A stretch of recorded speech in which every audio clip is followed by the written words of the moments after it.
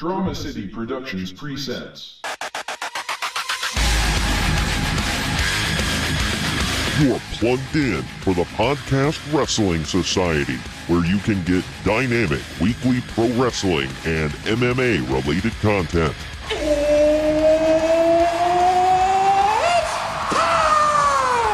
Give us a follow on Facebook, Twitter, and Instagram at PODWRES Society so that you can stay in the know. Faith is the place, and the sky's the limit. And if you like what you hear, give us a 5-star review and hit that subscribe button. Woo!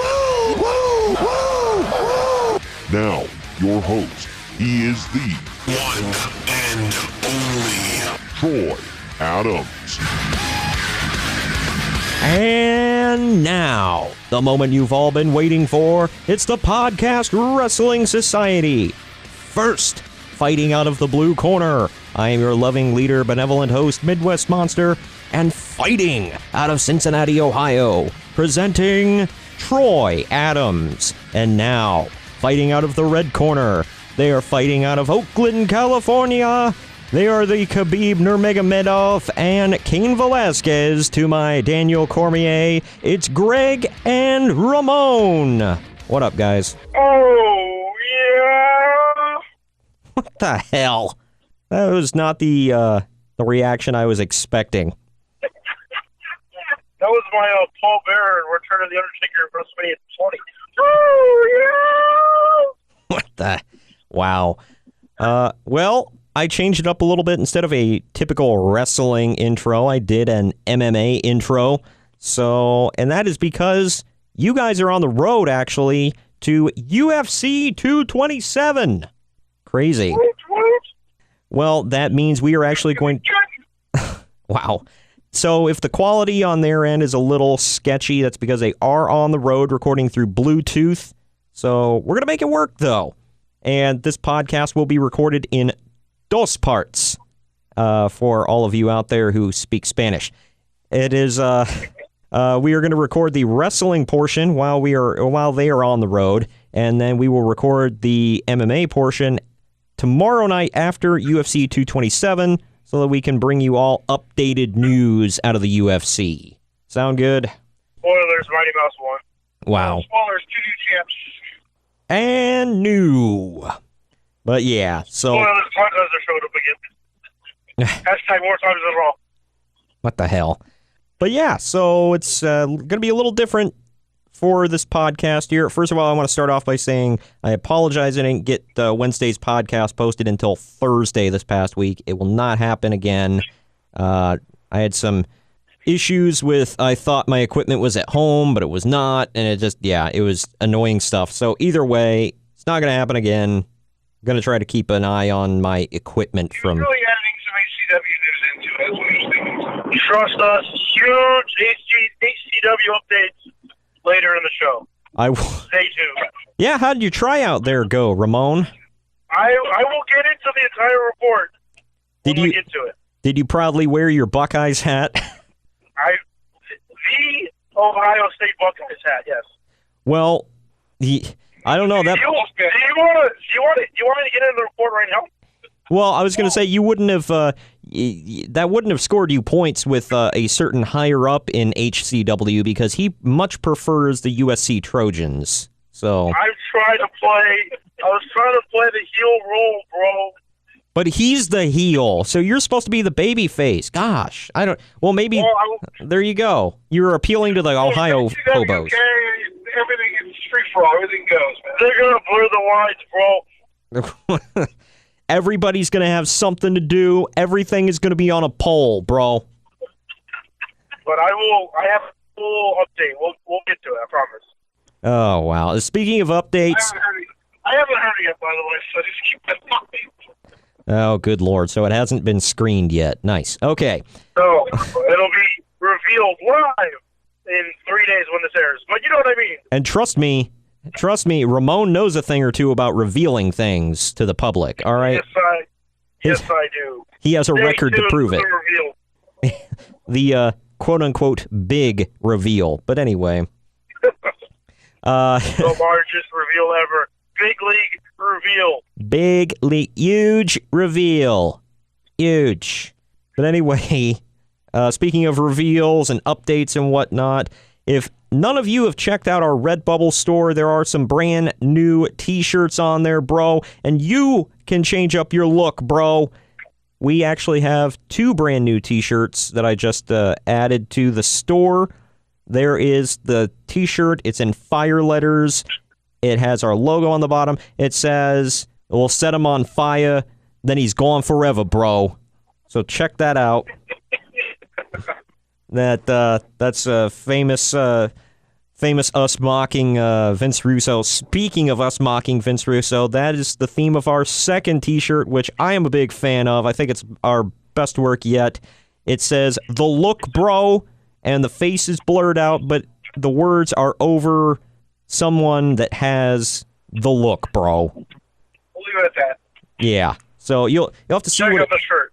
Yeah, you'll have to see what it is. Definitely check that out. And plenty of other t-shirts, HCW shirts and whatnot. Go to redbubble.com/people/podres society, PODWRES society. So there you go. And remember, if you buy one, Troy's going to personally call you to thank you. I will personally show up at your front door and kick you in the nads. Kiss you in the nads? That's right, Eric. What the hell? No. Sorry, that's what you said. You heard it here first, people. I clearly Troy said will kick. Get up to your house and kiss your nads. All right, let's get to the news. What the? wrong with that? You are weird. My gosh. All right, anyway. Where's the weird one? Okay. And just letting everybody know, pimping this now, we are doing a top 10 list later on in the show. It is the top 10 SummerSlam matches that did not main event the show, bro. So Tip it ain't easy. wow. So that should be an interesting list to see what we all got there. I'm anxious to see how we all match up there. Anyway, diving right in here with the WWE news. I love double E. What the hell? This one is WWE related, but to all of you that don't know, Kane has become the mayor of Knox County, Tennessee. Man. That's gotta be the mayor. What the hell? He needs to like deliver his speeches in like wearing the mask with the hair and just like and act like he doesn't understand why people are looking at him awkwardly. Like And use words like eviscerate. Going to eviscerate all Democrats in the county. You know the Simpsons, the Mayor Quimby wears the sash that says mayor? yeah. I want Kane to wear that. And like the red fired Kane. Oh my gosh. I want him to wear the mask and the hair and just act like completely normal, and then when people ask him about the mask, he acts like he doesn't know what they're talking about. He's like I don't understand the question. Next. What? You're wearing a mask. What are you talking about? And then into that point about the eviscerate, he's like, my first act as mayor is we are going to eviscerate taxes. We are going to send these new taxes straight to hell. We're gonna light them on fire, bro. And then they're gone forever. Taxes will be gone forever. Well, what are you gonna do with your? What are you gonna do to your opponent? Slit his throat, bro. Mr. Mayor Kane, sir. Who's your campaign manager? It's me, bro. What the hell? The Mayor campaign is a swerve, bro. Yeah, swerve, bro. My God. The mayor sash on a pole match. Good grief. Well, either way, congratulations to Glenn Jacobs, a.k.a. Kane. I hope he does a good job down there in Knox County, Tennessee. But yeah. But another one thing I did want to touch on, I had a thing at the beginning of last week's podcast at the beginning because the news broke after we recorded. It was like one of the darkest days in wrestling that I can remember in a long time.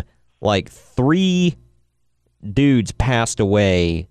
2 of them were fairly big news and big league. since, we've been alive and watching wrestling. One of them was big news back in the territory days. But we lost Brickhouse Brown, Nikolai Volkov, and Brian Christopher Lawler all in the same day.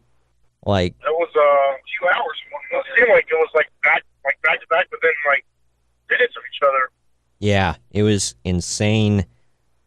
Jerry Lawler has said that I don't know if I haven't kept up with it. I guess he said they are investigating Brian Lawler's death because they say he hung himself in his jail cell, and he said they're investigating. They're not coming up to any official conclusions yet. So, I don't know, but... But I understand the Lawler family is a little suspicious about what happened. Yeah. I mean, you never know. Brian Christopher didn't exactly have a lot of friends. I'm not dogging on the guy now that he's dead. Certainly not New Jack. Oh my gosh, yeah, I was about to get to that. New Jack and Sabu didn't have any kind words after the passing of Brian Christopher. New Jack came out first, I believe, and said something, paraphrasing here, along the lines of, well, now that your son's dead, Jerry Lawler, why don't you go and kill yourself and join him? Oh, yeah. That was just, the consummate professional that is New Jack, and then the other one was Sabu, came out and said, the one thing he said was, oh, good, I'm safe. Wrestlers usually die in threes. And that one was like, oh, man, it's a little dark. And then the other thing was he was basically saying, it's like, I don't care that Brian Christopher's dead. He was an a-hole. It's like, come on, dude. That's just too much. It's rough. Yeah. It's like, wow, way to hit somebody below the belt. It's like, even if you didn't like him, and if you don't have anything nice to say about the guy, as soon as he passes away, don't crap on him and his family. That's just the lowest thing you could possibly do. But I don't know. A lot of sick people out there. Well, moving on to some SummerSlam news here. I guess Brock Lesnar is expected to make his final 3 appearances for WWE on the Raw before and after SummerSlam and SummerSlam itself. Yes, Roman's winning the title. And then Kevin Owens cashes in his Money in the Bank privileges. Go to hell. A lot of people have been speculating about Kevin winning, but I was like, yeah, I'll buy it when I see it. Until then, I'm not. Yeah, until I actually see it. He's gonna lose. He's gonna take Braun out, and then Roman's gonna leave Brock Lesnar with the title. I would be fine with that too. And then I'd be so fine with that. Yeah, we've seen Braun no-sell a bunch of stuff, but Kevin Owens is gonna be the one that takes him out. Come on now, you might beat him by disqualification. Bro. And Weasel is going to be in the Money in the Bank winner. Bro, I got an idea, bro. He's going to drive a Zamboni right over his ass, bro. He's going to flatten him out, bro. What if they took the Money in the Bank and they put it on a pole, bro? But you do realize you win it by climbing the ladder. No, it has to be a pole this time, bro. It's up in the corner of the ring, bro. That makes it better. And the match is going to start off Braun in a short cage on a forklift, bro. Inside of a graveyard. What the hell? With him on fire. And then Kevin is going to start inside of a porta potty. What the F? Oh my gosh. This is just getting worse the more we talk. It's right on the money, though. Tell me you wouldn't do this. He would. By the way, from the posting of this episode, you guys... When are you guys leaving for New York? August what? So the weekend before, or are you leaving that week of? Leaving the Tuesday and the week of. Okay, so you guys will be less than a week away. Guys. That's what 6 days means. Yes, very good, Troy.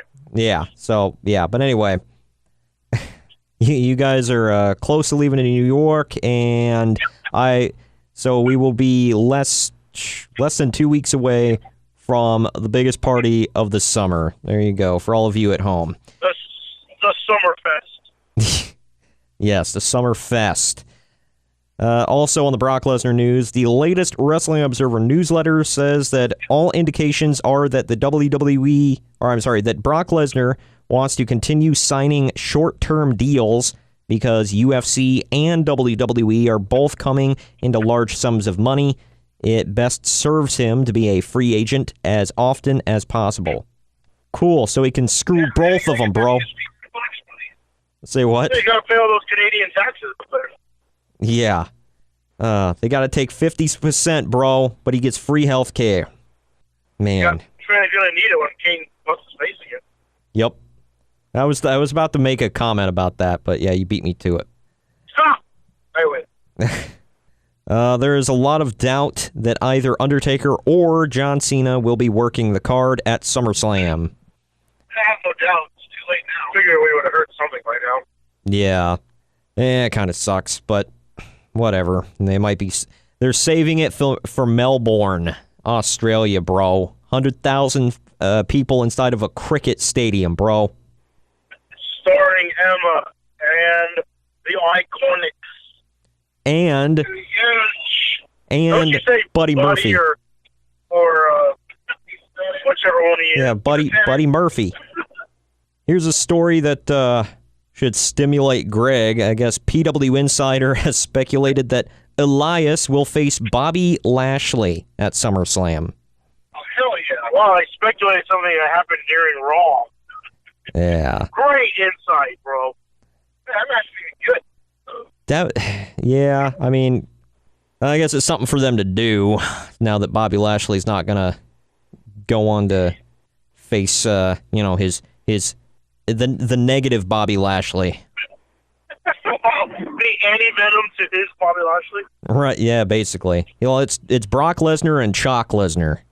So there you go. Lashley has a better MMA record than him. True story.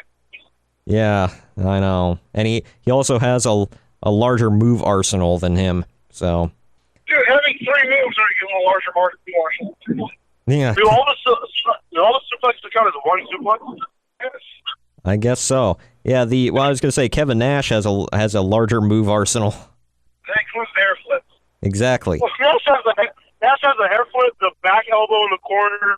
The flipper punch. And then the back elbow while doing the hair flip. Don't forget about the jackknife with the hair flip. And the knee. Don't forget the knee. And he said... the knee. Yeah, and he said he wants to add another move to his arsenal, and it's teabagging Jim Cornette. Oh, he also had that thing where he camera it and sized them up. Oh, yeah. I always thought that was cool, because he did that, and then he would, nail him with an elbow or a knee or whatever. Well, he did invent the X Division, so... Oh, my gosh. Well, it's because of him that we have Black Machismo. Yeah. True story. True. Yeah. All right, well, Russell Vogt says that they have heard that Seth Rollins versus Dolph Ziggler's match at SummerSlam will not end up being one-on-one. So. Oh, but you're doing moonsaults. Yay, multi-man. Yeah. There'll be you guys don't know if you love triple threat matches. There'll be a multi-person, just like the SmackDown Women's title match. Yeah. That one pissed me off. Not because it's triple threat, but I'm just like, really? You can't just give Becky a one-on-one at SummerSlam. That's how I felt. Like, just give her the damn match. I know. Like, holy crap. Freaking Charlotte waltzes in, wins one match, and then boom, after Becky's been laying fools out. We gotta promote the body issue. Like, how many times does Carmella have to beat Charlotte? Yeah. Well, I already beat her twice. I'm thinking we're going to see the Becky Lynch heel turn at SummerSlam. I doubt that. I don't know. She's going to win. I think she's going to win. I don't see a heel turn. I want to see, Charlotte do something, pisses off Becky, and then Becky just beats the tar out of her and turns heel. The crowd ain't going to do that. We'll cheer the hell out of that. Oh, I'm sure We're they already would. ready to chill for Becky either way, so... Well, that would just be another case of WWE's heels being the actual baby faces in the situation. Just like Kevin Owens. Exactly. WWE seems to like booking their heels. It's like, no, they're bad guys. However, in the real world, they're totally justified, and they deserve to be pissed off. So, I don't know. I'll be a smiling, happy face for whatever reason, no matter what. Oh, my gosh, yeah. Well, that was something I was talking about on with people on Twitter earlier today, actually, because I was like, people are like, well, they want Roman to turn heel or whatever, and they should just do it. And I'm like, well, it doesn't matter. I was like, he's evolved as a babyface, and he's not just the smiling white meat babyface anymore. He's like an anti-hero, and people are still pissed off about it because his name is Roman Reigns. So whatever, the marks will never be happy. Roman's already the heel, so it doesn't really matter what he does. Yeah, it's like, they're like, well, Roman as a babyface shouldn't be coming out there and telling the fans he doesn't care if they boo him. And it's like, who cares? Friggin' Punk came out and called somebody a homosexual when he was a babyface, so I don't know if you guys remember that. I do. Just not going to comment on it. Go on. Yeah. Not that there's anything wrong with that. Although there is something wrong with, using that as an insult, as we have pointed out in the past, because that's more of like an internet mark thing to do. Well, you don't agree with me? You don't agree with me? Well, you're gay. Yeah, it's not even like to get heat. It's just to be a douche. Yeah. I don't know why he thought, yeah, you know what? This will be acceptable to say. Like, all right. Wasn't he insulting the guy's mustache or something like that, and then he turned it into a gay slur? Whatever. This is the... He also told somebody that they had lady bits. Yeah. This is the guy that all the marks worship, by the way. Just pointing that out there. So we all mark it out when he returns. Oh, yeah. A year or so. Yeah. Well, the Observer also expects a Shinsuke Nakamura, Randy Orton, Jeff Hardy triple threat to be added to the Brooklyn card, even though it is... Yeah, a lot of triple threats. Yeah. Right. Even though it is currently being advertised as a one-on-one between Shinsuke and Jeff. So... It's called Triple Threat Slam. That's what it's going to be. Like we had Swerve-A-Mania this year, we're going to have Triple Threat Slam. It's... my gosh. Just tons of multi-man. Bobby Lashley get added to the Universal title match. He'll beat Elias, and then boom, he gets added to the main event. Tons of big sweaty men. Just make it... All of the sweat and all of the men. Oh yeah, they're so big and sweaty, by God. They're dripping sweat.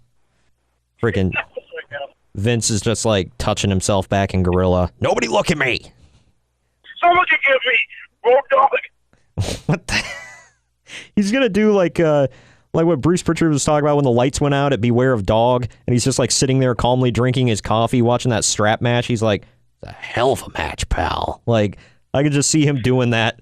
Like, they're just sweating. He's like, "By God, that's a lot of sweat, pal." Have you ever seen the meme where it's like that dog in the house is on fire and he's like, everything is fine? Yeah. That's what Vince would be doing. Everything is great. Yeah. All of the sweat. It's all good, pal. Dean Ambrose is expected back shortly after SummerSlam. I'm hoping at SummerSlam, but I don't know. From what I hear, he's not fully cleared yet. How has he been out?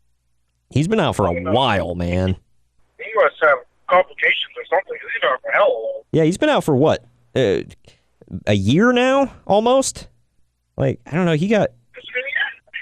It's building up there. He's what? Like... Yeah, was it like in November or something? Yeah, it was like 9-10 months, something like that. So he's been out long enough to have a baby. So there you go. Either way, I don't know why my mind went there, but either way, yeah, I hope. Like, is Renee pregnant or something? I don't know about this. Yeah, man, it's like, what a lucky son of a... I'm moving on. On a recent Wrestling Observer Live, Brian Alvarez commented on plans for Dean Ambrose and Jason Jordan when they return from injury. He said, quote, "Last I heard was it was going to be Jordan and Gable again, and Rollins and Ambrose as the teams." So yes, they're going to bolster up the Raw tag division, I suppose. Well, hey, we've already had, Bar Rescue taking place on SmackDown, so... I'm still... They're facing the New Day this week, right? Or as of the posting of this, they faced them. Okay. That should be a good match. I am very much looking forward to that. I know. I just want to see... It's been a good times we've seen it, so I expect it to be good. Yeah, definitely. I'm looking forward to if the bar wins, then it's just going to be like 4 big friggin' dudes just beating the tar out of each other at SummerSlam, and Greg is going to be going ham for Sheamus. Of course, it's going to be give me the Bar versus your favorite tag team, the Bludgeon Brothers. God, I hate them. The Boring Brothers. The Bludgeons, like that's their last name. Yeah. Luke and Eric Bludgeon. Yep. Basically. Well, it's you know, Greg, you and I were cheering for Sheamus at SummerSlam 2015, but when he beat Randy Orton, that didn't make sense and it was stupid. No, it was stupid. They should have went back and redid it. Yeah, exactly. Nope. I don't like that. Sheamus sucks. Got to go back and have a certain Daytonians boo go over.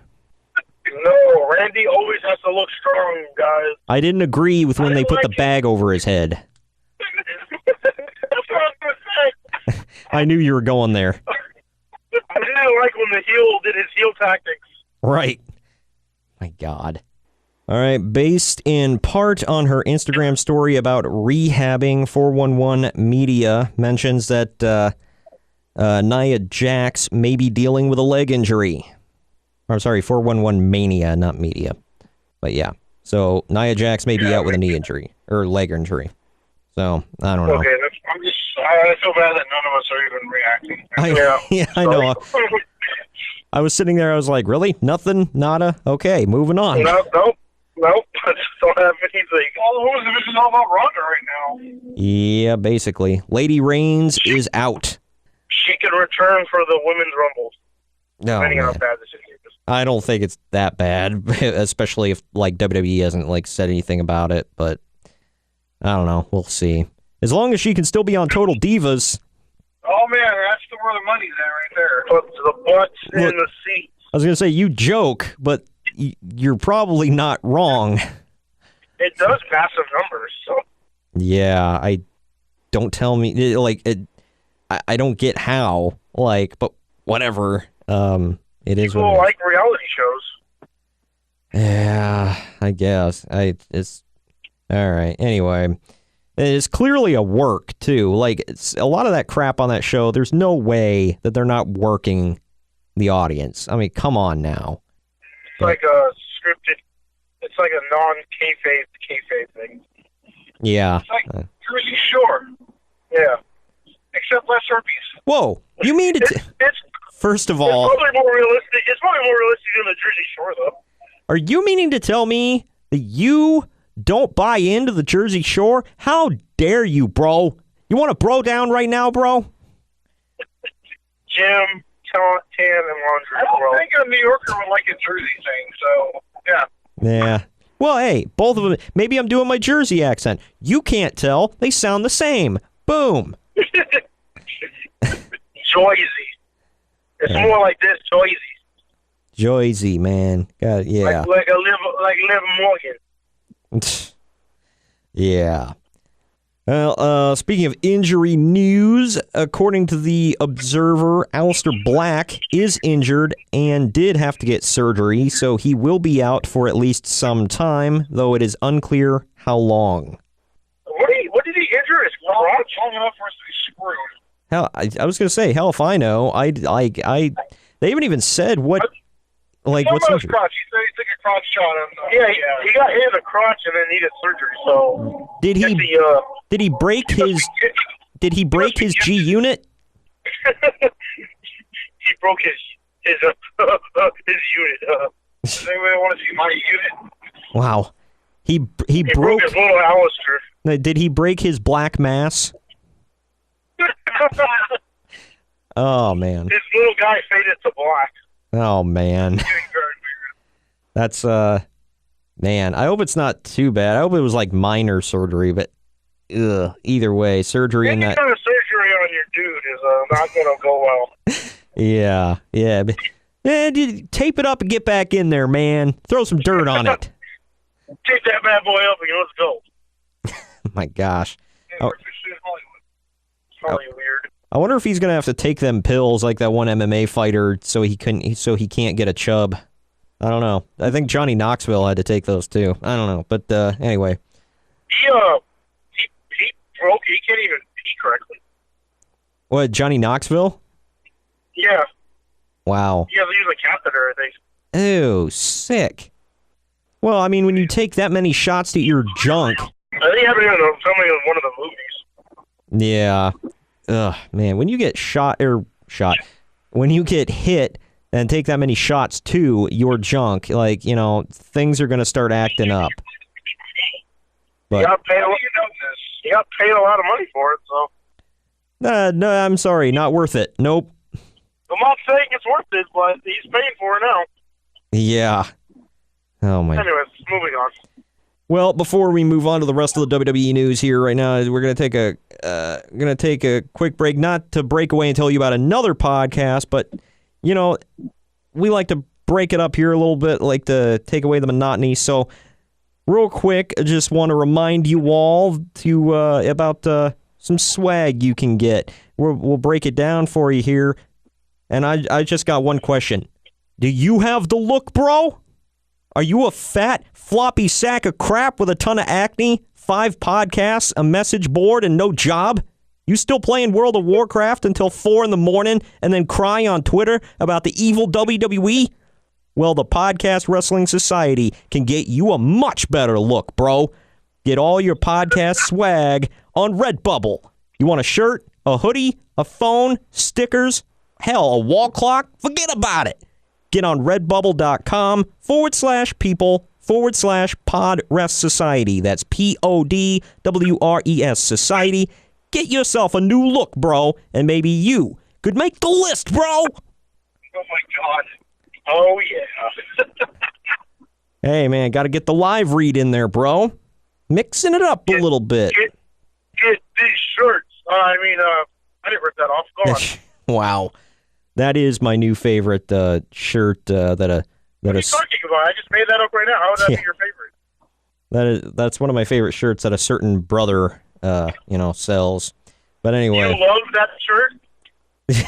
I love it. I was thinking about buying it before Christmas, but we'll see. Maybe I could get a phone call. He could call you, and then you could get him to buy a shirt, and then you could call him, and then you could invite him on the podcast. Right? Yeah, we'll just call each other. I'll be like, bro. And he's like, bro. We're like, bro. But and then you can tell all your friends how you got insider information. Yo, for real, I've got insiders, bro. Speaking of which, I'm not sure. I got insider information for our local wrestling promotion. Sure. Oh, I bet.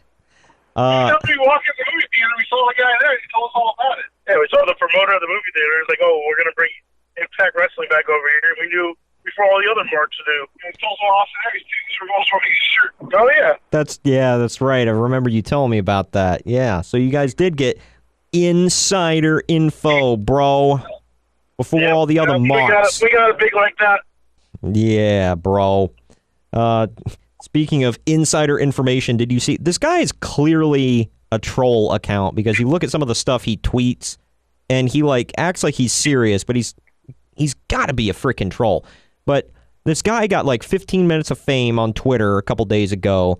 Freaking everybody shared these tweets where he said, I've got inside sources, at least 4 reliable inside sources that have told me that Kevin Dunn is paying people to cheer for Roman Reigns. Oh, God, come on. Yeah. He said this. And the thing is, people bought into it, and this guy never breaks character, and I swear to God, I'm hoping this is a character. And then he replied the next day after everybody and their mother shared his tweet. And then he replies to his own tweet and says, I've been worked, or something like that. I've been worked by working all of you. Yeah. And okay, we're talking about a company that can't afford pyro, but they're going to pay fans to cheer for Roman Reigns. Yeah, never in the history of this company have they paid anybody to cheer or boo for anybody. Give me a freaking break.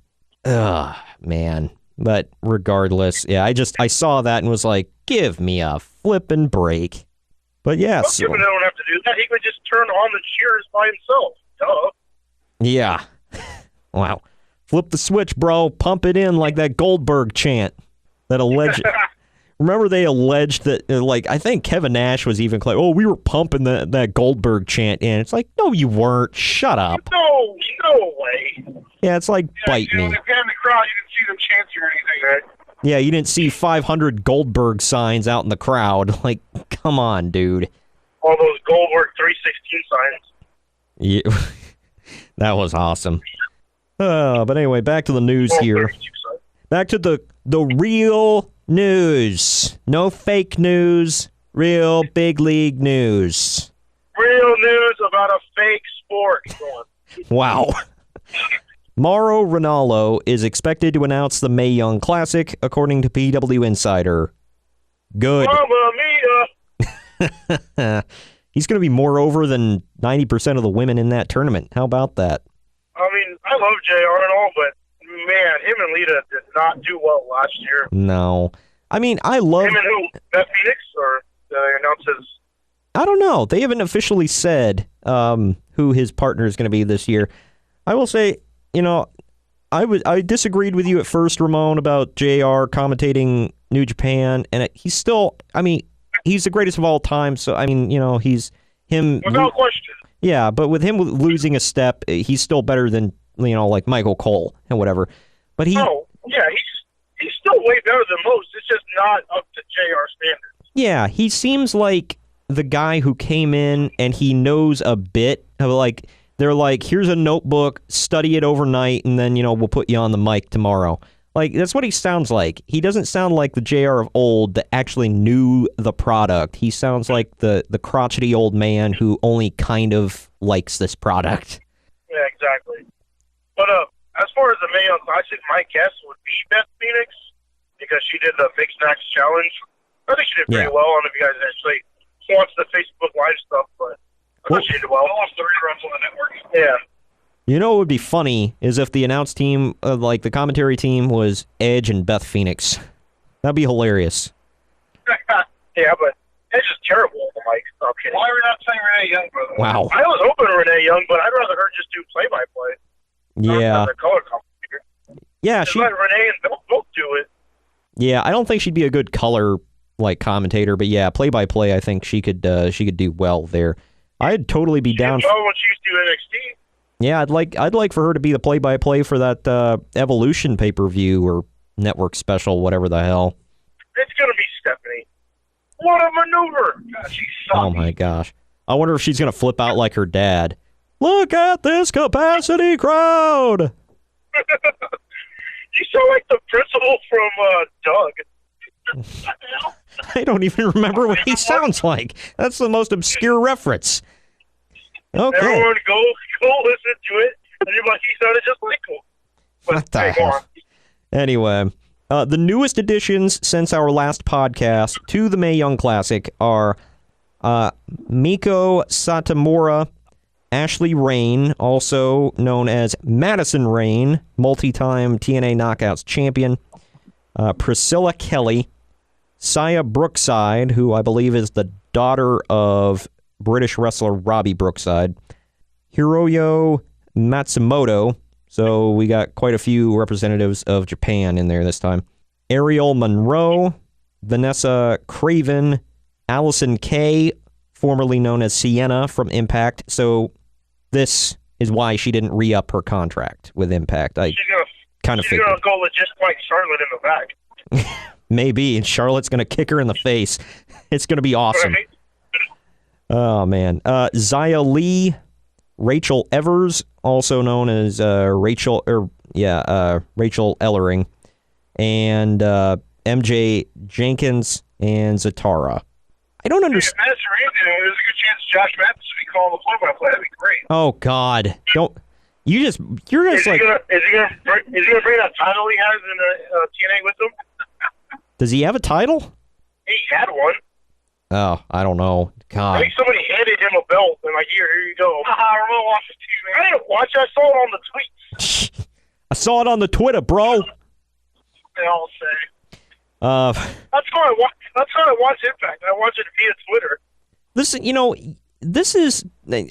I'll just put Josh Matthews in this perspective. I would much rather listen to the commentary team of Michael Cole and Byron Saxton, just those two, period, any day, over Josh Matthews and anyone.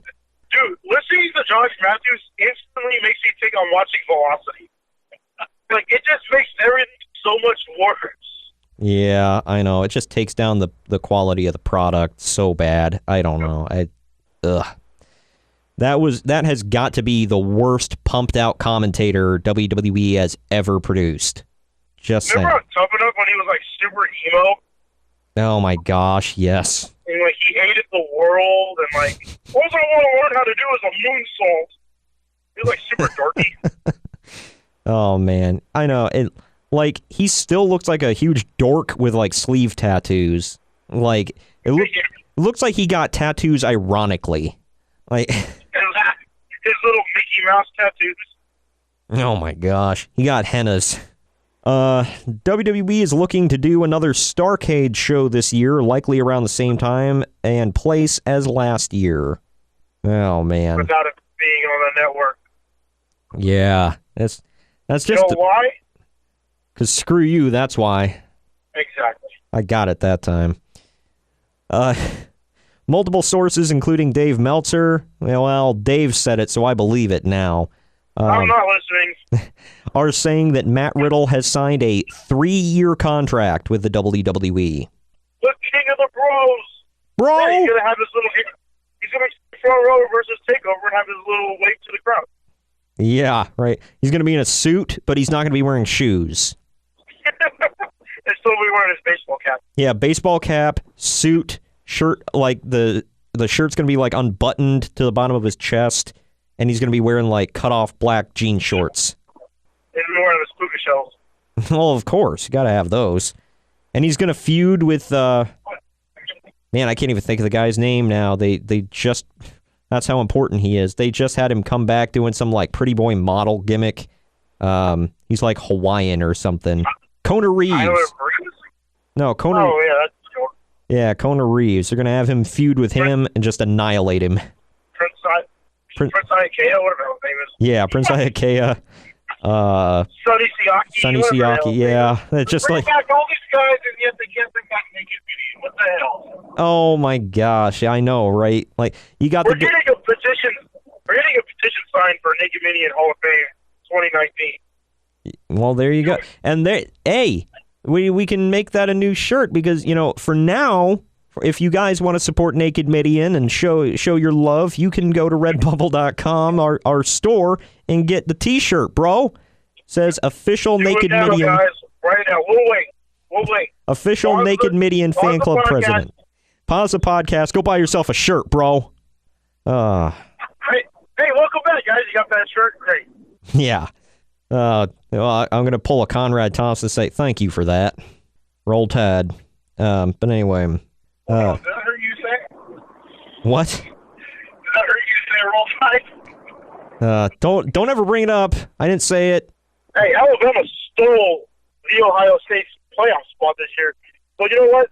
That organization's a little in the news right now, so let's not talk about them. Yeah, don't bring them up. I just yeah, let's keep it on the the DL, bro.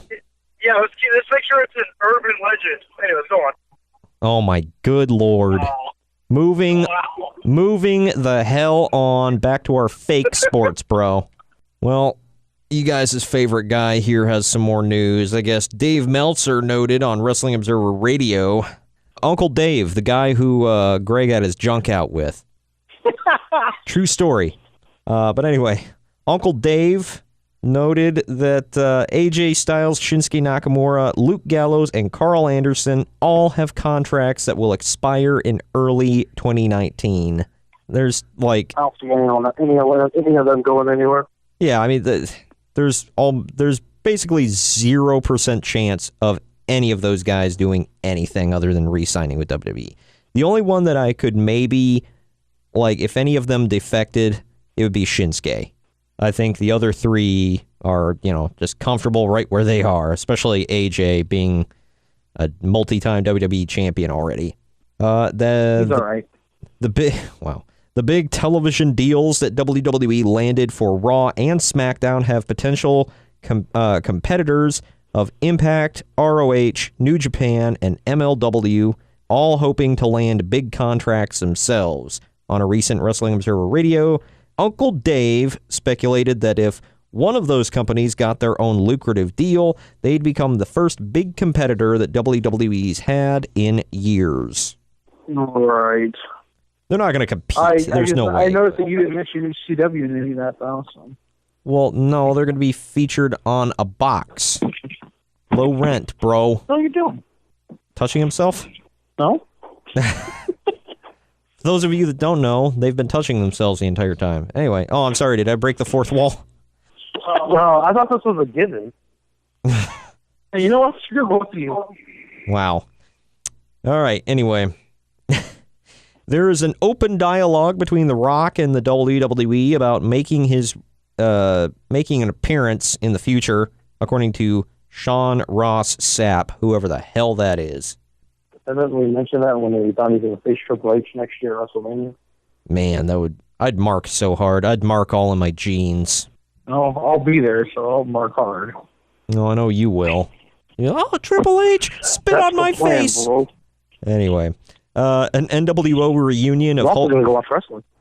An NWO reunion of Hulk Hogan, Scott Hall, and Kevin Nash might be something we see, quote, on the network or a one-off sometime soon. Tweeted by Ticket Drew. Table for 3. Yeah, I was going to say, it's going to be table for, where else would they, have a one-off, so to speak? Whatever. I know where. You don't want to hear. Oh, my gosh. Just shut up. I didn't say anything. Yeah. The biggest 3 letters of wrestling. I still got to get to my update, by the way.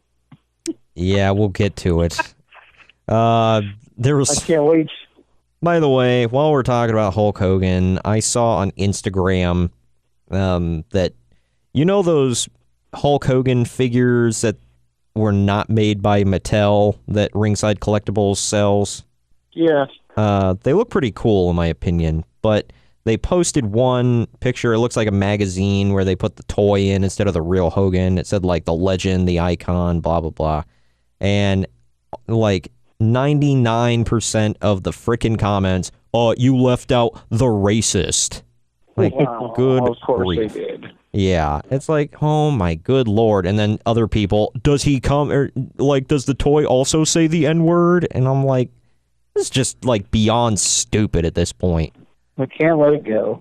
I know. Low-hanging fruit, bro. Well, that last word you said is absolutely spot on, but anyway, I'm gonna leave that one alone. But yeah, that's all the WWE news I have, bro. You guys got anything else? Yeah, we didn't talk about Big Cass returning to pro wrestling. That is coming. We will get to that in the other news. Yeah, huge story.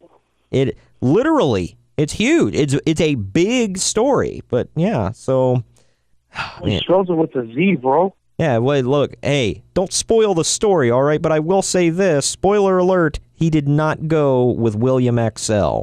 So I'm a little... I told you guys, Large William, but... He's not Large William. Opportunity. But he didn't go with any of our suggestions. I said Big Willie. He didn't go with that. Greg said William XL. He didn't go with that. And then Ramon said Large William. He blew that off, too. So I don't get where his head isn't in the game, bro. But whatever. You're not listening to us. We know how to book this stuff, man. Yeah, we can book it so that in his next match he sets somebody on fire and then they're gone forever. All right?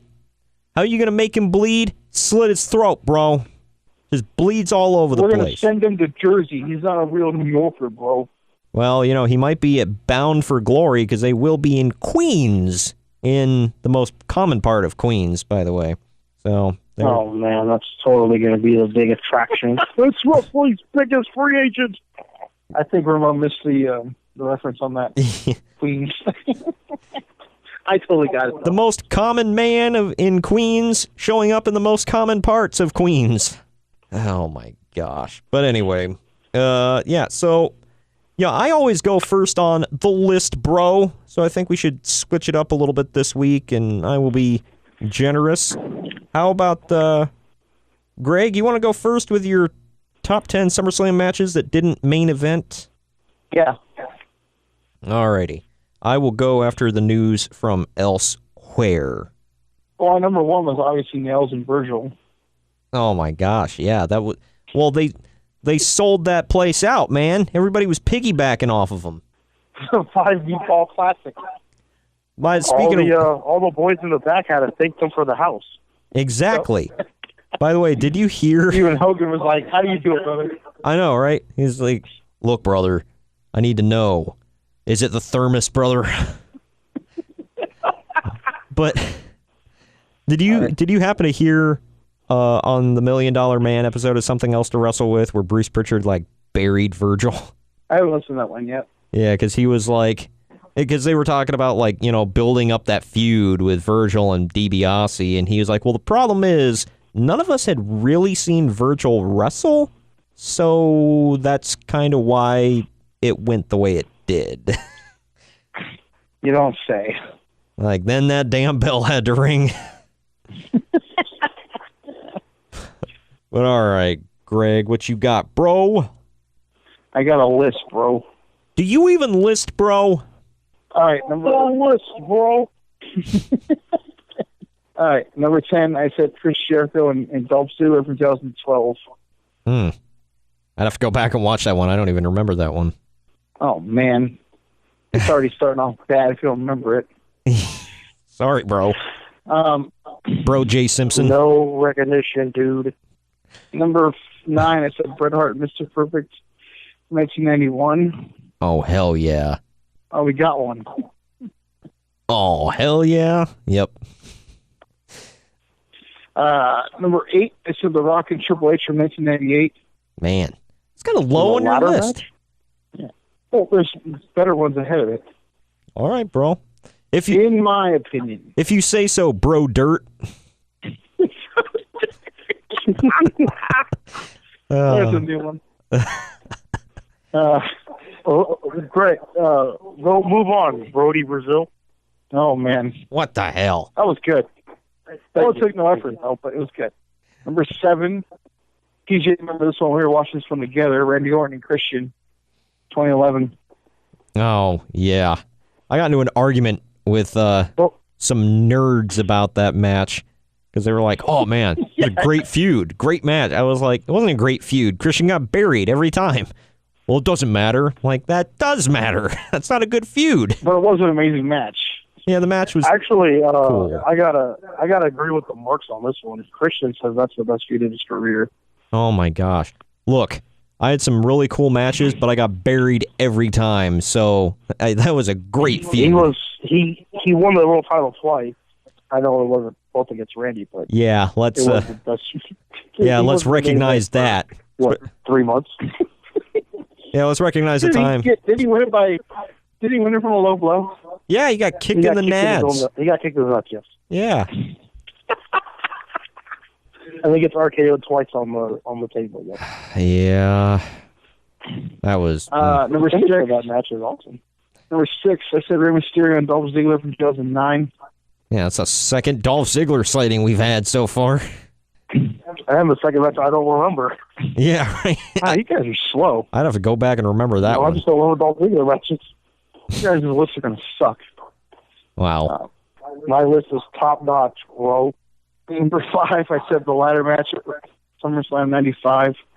Oh, the ladder match, bro. With the horrible finish, yeah. What do you mean? I just couldn't get the belt down. Yeah. Was that the one where he friggin' threw a hissy fit? Wasn't that the one he like jumped for it and couldn't reach, and then he had to go back up again? That was the first shot, yeah. Yeah. And then threw a hissy fit and climbed up and grabbed it again. Yeah.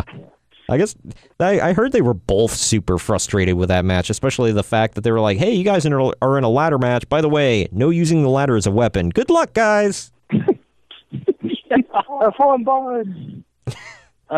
Number 4, I said the cage match from 1994, which wasn't the main event, which is weird.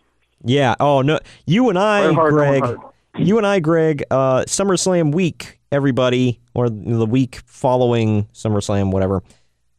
Greg and I are doing a watch-along, and one of the watch-along matches we are doing, spoiler alert, involves that SummerSlam. So just, yeah. Yeah. And it's not the Just stay cage tuned. match. Yeah, hashtag stay tuned. Number 3, I said the very first TLC. Oh, yeah. Yeah, That's the ladder match.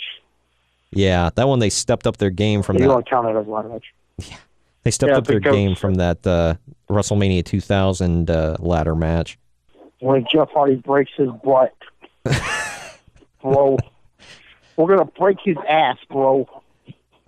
That should have been like something they said on like a promo. We're gonna break your ass. It's like, I don't know if I want to Number join in 2. on the festivities now. Number 2, I said Shawn Michaels and Triple H from 02. Oh man, yeah, that match is simply amazing. That was another one where it's like, wow, that didn't main event, because that ended. I mean, the main event was great, but it was like, you could just swap the matches and it still would have been great. You got to send the crowd home happy, bro. They weren't going to be happy with that sledgehammer shot to the back, bro. Bro, we're going to cripple him again.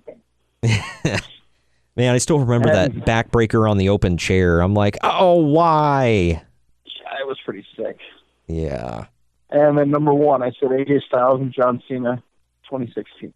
Such a mark. No, I'm Greatest just match kidding. in That was SummerSlam history. That kick out of the Super AA was incredible. I was like, oh my gosh, we got Super Styles. He's back. That was great. Those We two. were so blown up after that match, man. Like, why did this go on? Why did it not go on last? I know. But, you look at that SummerSlam, there were multiple amazing matches on that show. There were some stinkers, but, there were some great, that was a good show. Man. Yeah, and a future major wrestling star was in attendance there. It wasn't his fault. Sorry, inside joke. Inside joke. It was, We'll talk about that later. are we? Rose. All right. Well, anyway, we got to take a quick break here. Let you know about another. Well, first of all, I got to say, nice list there, Broey Votto. Broey Votto. Oh, yeah. Like Joey Votto? Yeah. And he, That was a little lazy, dude. wait, how? I threw Bro instead of Joe. I've done it before. Like Bro Montana and Samoa Bro. Low hanging. Yeah, but you didn't say Broey Votto. You said Broey Votto. Yeah, Broey Votto. Or I could have said Broey Vot Bro. This is an actual conversation right now. Are we seriously arguing over the placement of Bro in somebody's name? Like, come on. It's still not as good as what really are. Low hanging fruit, bro. Bro, thanks. Dangling all in front of your There's gonna be a new T-shirt. It's just gonna be Ramon's face, and it's gonna say "low hanging fruit." It's gonna say King Bro Brown. You can make of it I what you wear that. will. Anyway, we're gonna take a quick break. Let you know about another great podcast here on the Drama City Productions Podcast Network. When we return, we will cover all things scripted pro wrestling, bro, outside of Uncle Vinny's Funhouse. We'll be right back. Drama City Productions presents. Hey, it's Ben here, host of the Regular Stories podcast, a podcast where I interview interesting people about their lives. These are not celebrities, they're not the elite. These are regular people, and these are their stories.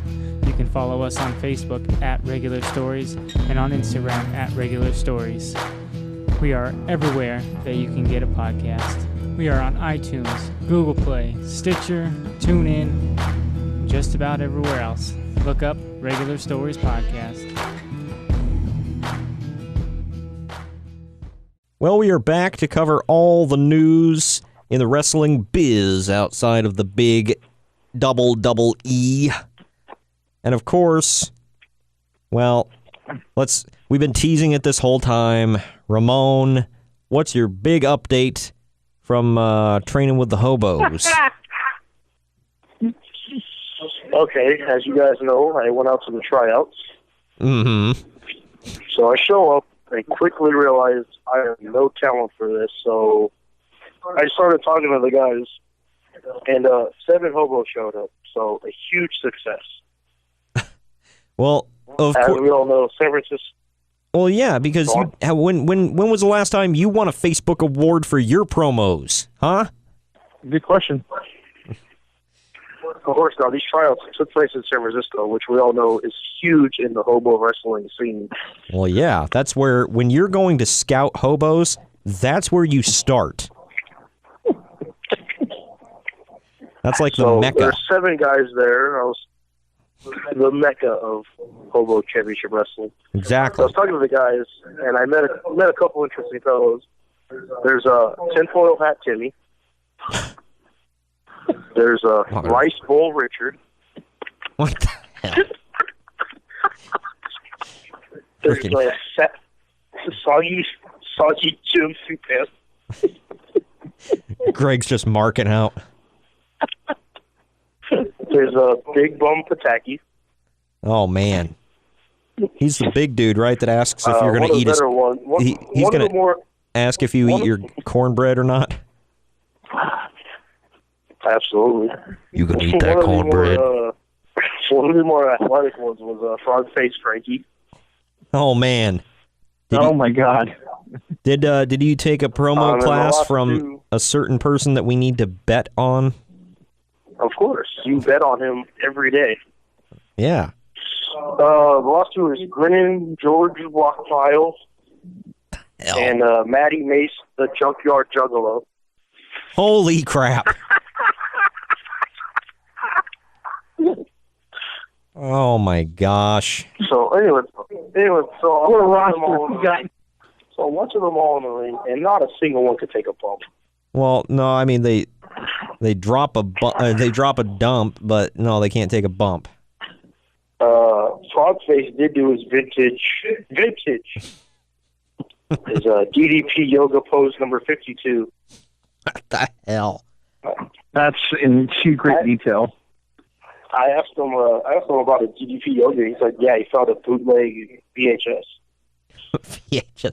Come on. Like, are we seriously devoting this much time of the podcast to this? Soggy Soup Pants. Hold on, real quick. Soggy Soup Pants had an amazing monkey flip. Oh my gosh! And I mean, after the tryouts, they all grabbed their bindles and hit the rails to the next city, Portland, Oregon.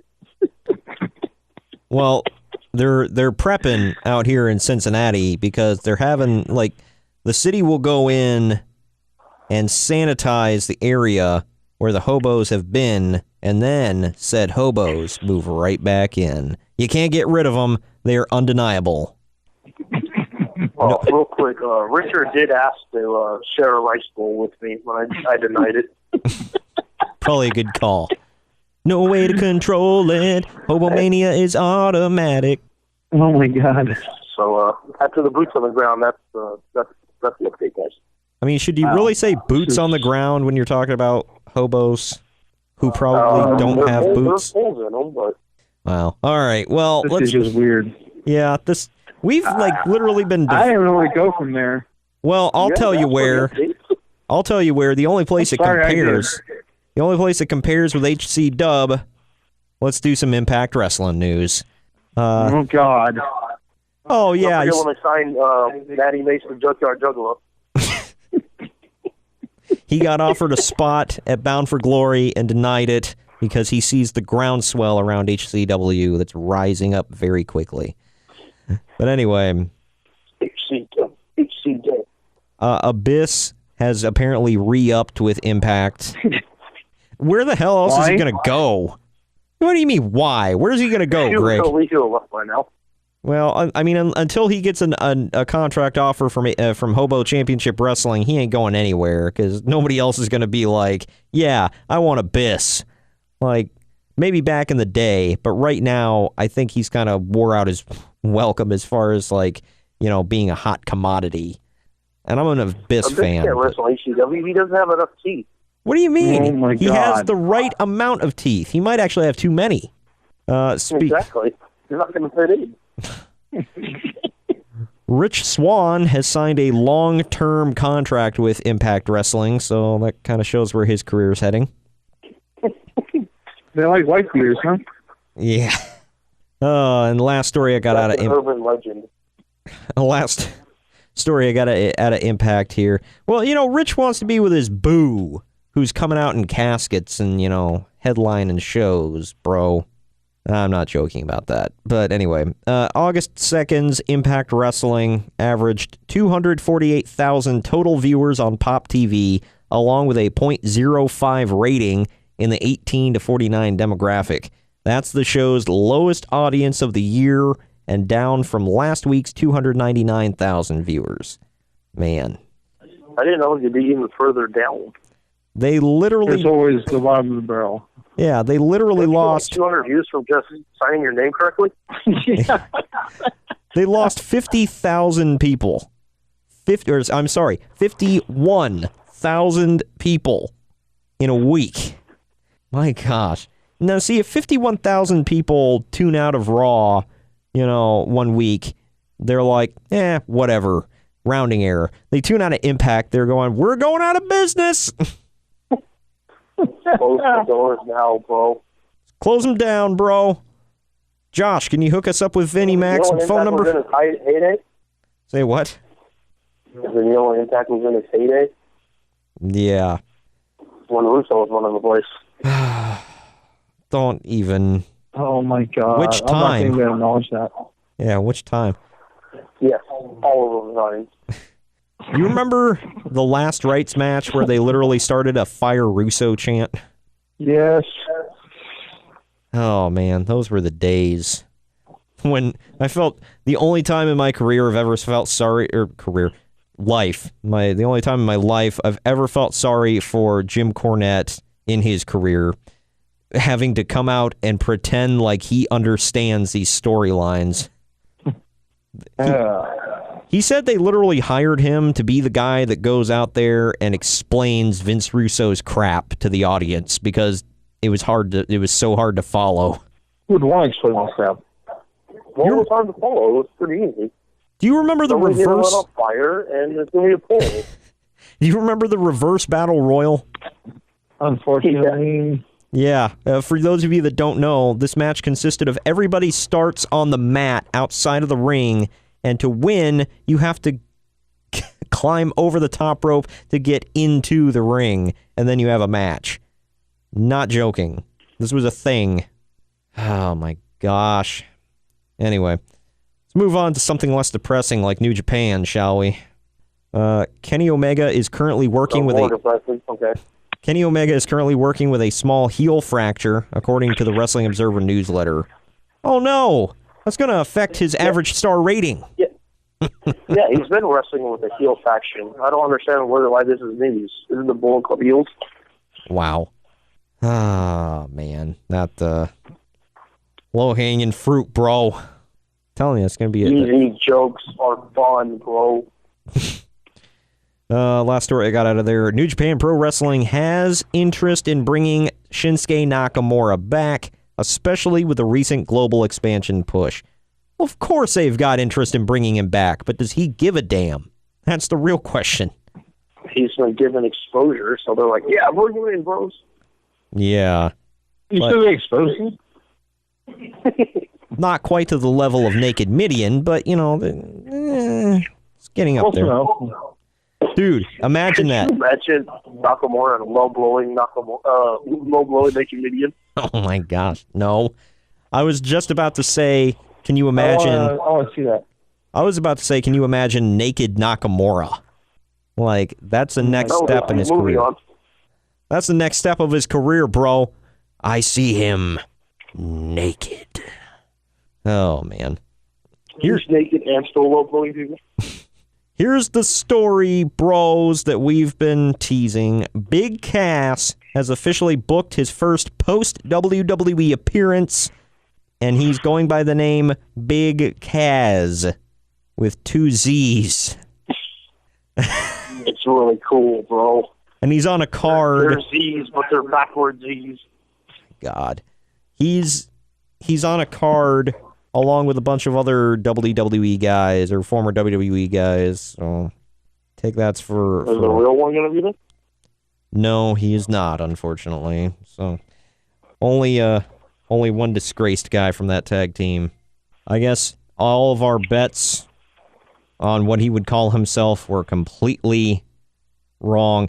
A lot of people were thinking he was going to go with Big Cassidy, but he went even lazier than that. And I didn't think it was possible. Big Kaz. Just, wow. I wonder if he's going to... No, it's still Big Cass. It's just back to his essence. How do you say that? Cass? Z's don't make a sound, so he's an idiot. More than I gave him credit for. Mother of God. Well, credit for being an idiot? I guess. Here's our weekly Flip Gordon update. Flip Gordon has re-signed with Ring of Honor for 2 years, according to the Pro Wrestling Insider. Yay. He's still not booked. Yeah, still not booked. He's still not all in, bro. Damn. And also, PW Insider says that Shane Strickland has signed a long-term deal with MLW, and the promotion is looking at signing more talent. They don't even have a TV deal. He's just a indie dude, but yeah. Also, the best friends, Beretta and Chuck Taylor, have now been added to All In. Speaking of... My gimmick is stupid. See, they're going to add Beretta and Chuck Taylor, but Flip is still not booked. It's crazy. A damn travesty. Out of a match. I'm guessing Cody or something. I don't know. Last booking story here. Jushin Thunder Liger is booked for Ring of Honor's Death Before Dishonor. Mother of God, just Jushin Liger's everywhere at all times. This guy's... Well, I mean, it could just be different Jushin Thunder Ligers. Right? Yeah. Like how there's different Ultimate Warriors. Like 100 Pumas. Wow. Think about that. It's just a bunch of really small dudes like wearing that suit. And here you go. Jeff Cobb has debuted at Ring of Honor's TV tapings at Center Stage in Atlanta. So he's Ring of Honor champion. He's already there, bro. He's the Hawaiian Taz. Only more beefy. And Guamanian, but okay. What? Nothing on. Well, I don't know. He was born in Hawaii. I don't know what nationality he is. Yeah, whatever. In the Wrestling Observer newsletter, here's the last story I got. Wrestling Observer newsletter, Uncle Dave writes that Ring of Honor is now trying to book CM Punk for the big Madison Square Garden show next year, but he has, quote, told those close to him that he doesn't have any interest in doing pro wrestling. Yeah, and so he shows up at All In. Ah, man. He'll show up, wave at the crowd, and leave. Pay me. All you marks will lose your crap.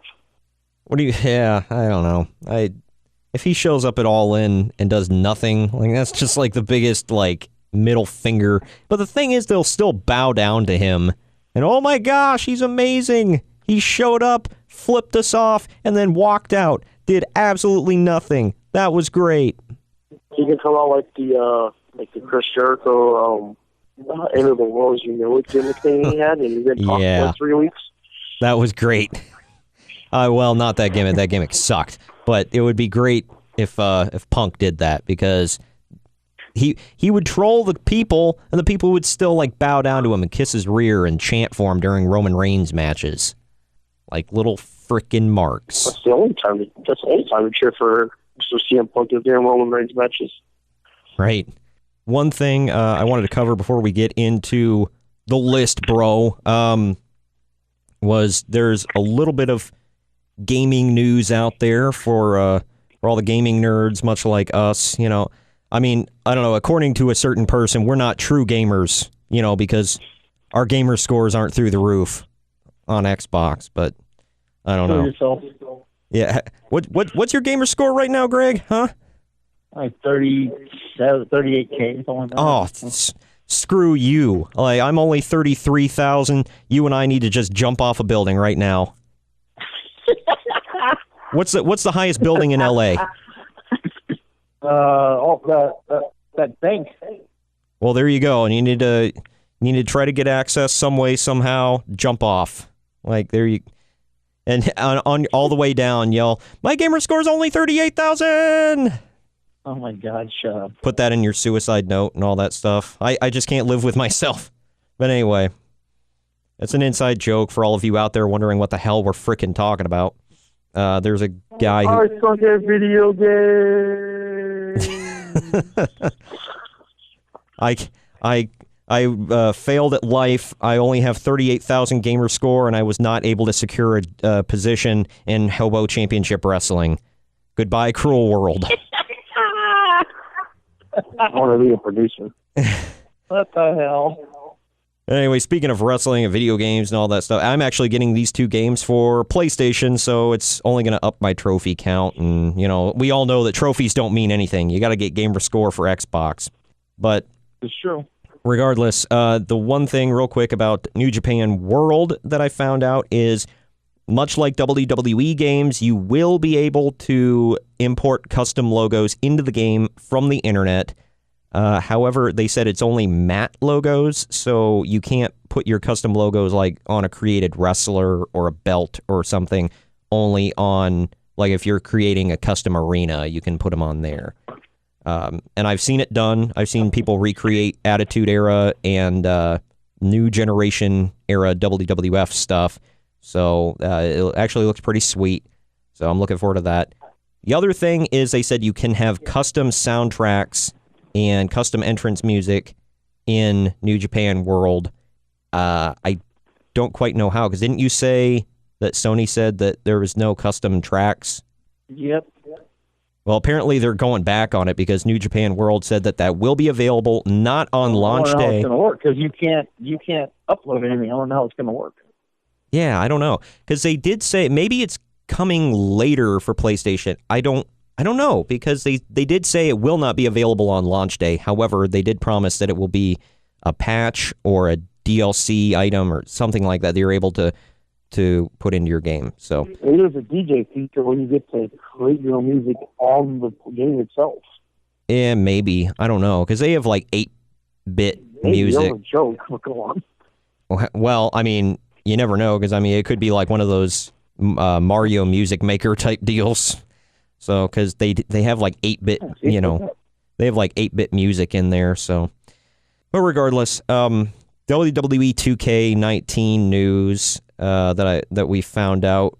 I don't know if you keep up with the news more than I do, Greg. The one thing I saw. I have a source, yeah. Well, yeah, I know. Inside of Solar's, bro. I have at least 4 reliable sources. They have told me this. They are not working me, bro. But anyway, I did see that a game mode. I don't know how many people are actually excited for this this new mode in the game, but it's like a Mortal Kombat tower mode, and it's called the $1 Million Tower. That you basically. I probably want to play it. Yeah, I don't see myself playing that. It's you face harder opponents and so on and so forth until you get to the quote unquote boss of the tower, and you win. And I guess you get in-game points. A gauntlet match? Basically. Well, yeah, it is basically a gauntlet match, because they said your health will not replenish, and if you lose, you go back to the beginning of the tower. So, Mortal Kombat style. Oh, it's a gauntlet match. Yeah, basically. I don't know why they wasted effort on this, but what the hell ever. But yeah, that's all. That was the only thing, the biggest update that I saw for the game, other than, you know, like they revealed some of the people who will be in the game and some of the arenas that will be in the game. They seem like the kind of the obvious ones. I mean, unless you've seen other ones. So, did you have any other news besides that for the game? WCW sold out in the game? I did not see that, no. But all right, then I won't buy it then. Look, I only want NWO sold out, all right? Forget the WCW sold out. NWO sold out was the pay-per-view, all right? They rode in on the backs of garbage trucks, which was a precursor to what that pay-per-view turned out to be. But that's beside the point. That company. Yeah. Was there anything that I missed, though, that you guys found out about the game? No, but the DLC announcement's coming soon. Well, that's cool. I'm anxious to see that. I did find out if you can get the season pass with, well, actually, before I move on to, what the WWE special one is, the special edition of New Japan World, I guess, was limited edition. I think they're all sold out, but you can get the season pass with the game. You and I, we talked last week about the price point was $40, or maybe a couple weeks ago, whatever. It was $40, but if you get the special edition with the season pass, I think it's $89 or something to that effect. Hell no. Yeah, I don't know if I'm going to... I already decided I'm going to dig deep for the $40, on top of the special edition WWE game, but I don't think I'm going to go, springing for the DLC, because I don't even know if I'm going to like the game, so I'll hold off. But anyway, we forgot to talk about this last week. The special edition of the WWE game is called the Woo Edition.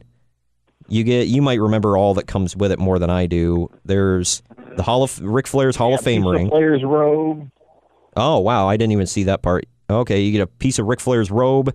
You get his Hall of Fame ring, a special edition Funko Pop. The last time I got a special edition Funko Pop for WWE was the Hollywood Hulk Hogan NWO version. I think that was back in 2015.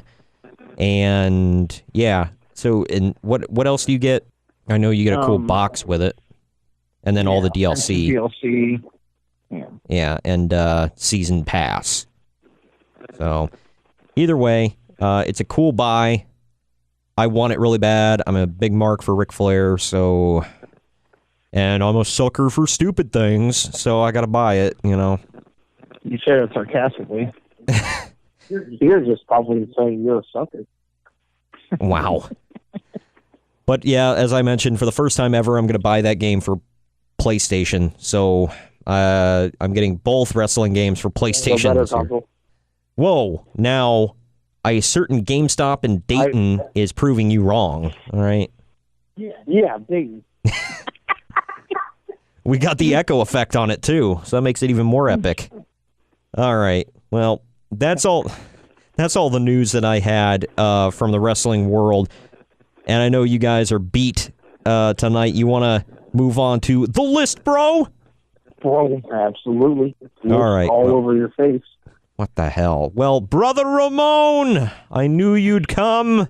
I shouldn't have said that after what you just said, but moving on. Yeah, lists everywhere. What the hell? Can we just... Brother Ramon? I wanted to be Ramon Cage. What? I'm not even going to ask. That joke went right over your head. Never mind. Yeah, it did. It doesn't take much to throw anything over his head. Yeah, short joke. I get it, because I'm not very tall. Anyway. Vertically challenged. Yeah, you watch your mouth, okay? Let's get to listing here, Chad Brocho Cinco. Not the good one. All right. Or number 10, I have. Oh, go ahead. Sorry. All right, go on. I was going to say, in honor of the NFL Hall of Fame induction that took place this past weekend, because this is airing on Wednesday, I shall call you Terrell Browens. Oh, man. No, thank you. Anyway, number 10, Jeff Hardy versus Rob Van Dam, 2001, for the hardcore title ladder match. Man, that was epic. I was there. Oh, screw you. Every time those guys are in the ring against each other, it's great. Even going back to the Invasion pay-per-view. You remember when Jeff Hardy got Van Daminated right off the damn stage? I do. Number 9, I have Brett versus Perfect from 91. Oh, yeah. It is the rematch. Every time those guys stepped in the ring together, it was freaking magic. Number 8. That one time they had a match and it wasn't magic. What about that? What the hell? Yeah, what about that one? Who teach you? What about that one? Yeah. Anyways, number 8. I have the curtain jerker from 2002, Kurt Angle versus Rey Mysterio. See, I had that one on my list and I bumped it, but Yeah, that was a fantastic. Probably the best opener. Your list is wrong, bro. That was probably the best Your opinion is wrong, bro. opener. Yeah, it was the best opening match in SummerSlam history, in my opinion. I will say that. Number 7, I have Chris versus Chris. Benoit versus Jericho from 2000, 2 out of 3 falls match. Oh man, yeah. Can we say Benoit on this? Hey, we're not. This ain't on the Jericho network, versus bro. Perry Saturn, 2000. You said Chris Jericho and Perry Saturn from 2000. Wait, what? No, it was a joke. Oh. Mind. I was like, well, I couldn't hear what you said. All I heard was Perry Saturn. I'm like, what the? Oh. Was he ever in a SummerSlam match? Was he ever in a match? Pay-per-view? Him and Moppy had a match, I think. Yeah. My God. Number 6 is a technicality. What? Okay, so number 6 is going to be a technicality. Technically, it was not the main event. Okay. I have Daniel Bryan versus John Cena for the WWE title in 2013. Wow. I was going to put that and say it wasn't the main event, too. Yeah, the main event really is Daniel Bryan versus Randy Orton. Yeah, if you want to get technical about it, you're right. Yeah, And that match is really, really good. And Yeah, it's it not the main was. event, so it's in the category. A lot of people consider that one of the top 10 matches in the entire history of the pay-per-view. It was pretty great. Yeah. Yeah. Number 5, I have TLC 1 from 2000, ENC versus the Hardys versus the Dudleys. TLC always makes its way onto one of our lists, bro. Well, fantastic. Yeah. Number 4, I have another ladder match, Shawn Michaels versus Razor Ramon from 1995 for the Intercontinental Championship. Hell yeah.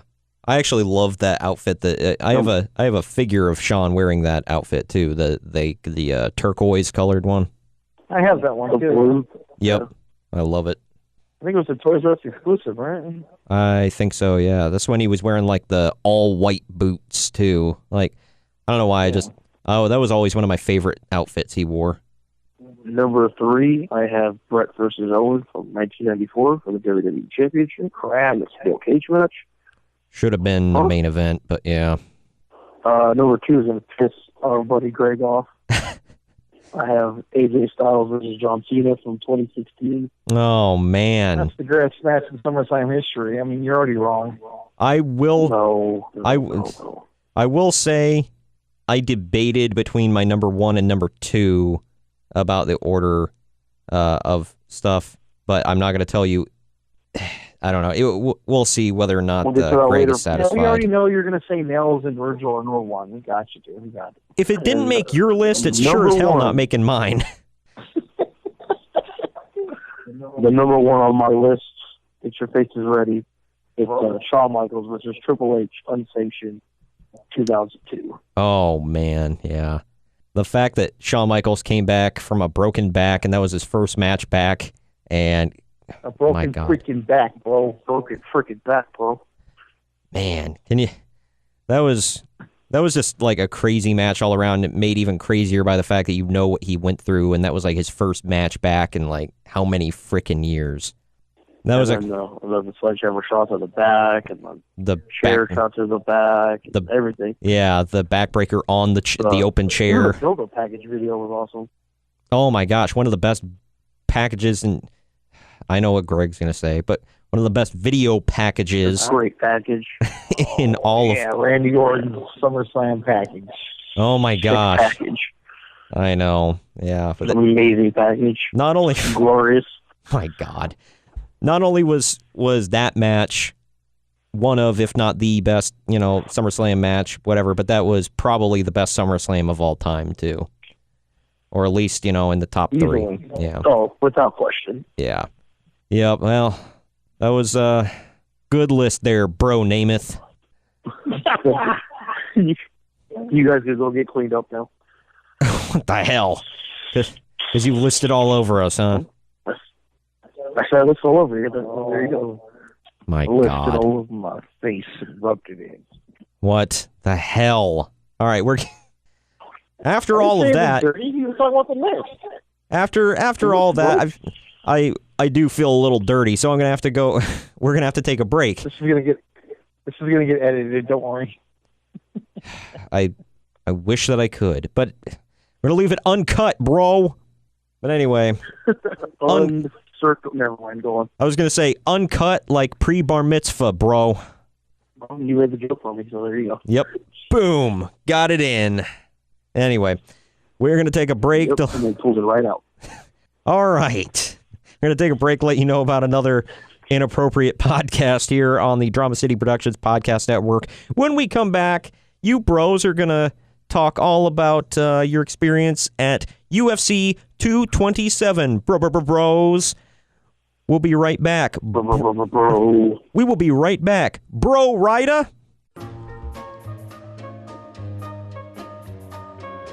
Small Town Mentality Podcast with your host, Ben.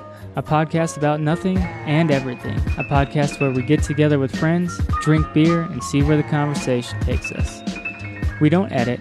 We don't care what people say. It's small town people with a small town mentality. It gets offensive at times, lots of swearing, and a whole lot of not caring. Available everywhere you get podcasts. You can find us on Twitter at STMPod, on Instagram at STMPodcast, and on Facebook at Small Town Mentality Pod. We'll see you there. And we are back to talk all things UFC, and of course, Greg and Ramon's experiences from Los Angeles at the Staples Center for UFC 227. But real quick, before we go into 227, the big story, bros, going around UFC right now is the fight is official. What is it? UFC 229? Is it October 6th? Yeah. Yeah. Yep. So UFC 229 on October 6th from the T-Mobile Arena, Paradise, Nevada. The first official match booked, or fight booked for the light heavyweight title is Khabib Nurmagomedov versus Conor McGregor. Conor McGregor, notorious. Man, it's awesome. This is, yeah, that's going to be freaking great. Definitely looking forward to that. I'm definitely looking forward to that fight. I should be working overnight like I am this weekend, so should be able to, I'm going to watch it live regardless. So it's going to be a great night. Yeah. Well, are you gonna go to Vegas, bro? Hell no, not for those tickets. Yeah. What's the price of these? Somebody wanted it. Yeah. What's the price of this ticket? Your left testicle. Pay up. That's it? Yeah. I'll say two. I'll take a pair. What the hell? Good grief. Well, either way, that's the big news. The thing that I found funny that I texted you a meme about was, Dana White going on about that incident with Conor McGregor throwing the friggin' dolly at the throwing that at the bus, and he said, Dana White said it was the most disgusting thing that's ever happened in the history of the company.